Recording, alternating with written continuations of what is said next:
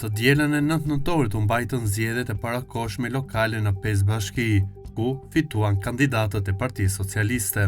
Sipas të dhënave zyrtare, tashmë që edhe procesi i numërimit ka përfunduar, përcaktuesi rezultati të zgjedhjeve në 5 bashkit ku votua është grup mosha mbi 55 vjeç dhe specifikisht personat mbi 65 vjeç të cilët kanë ushtruar masivisht të drejtën e votës.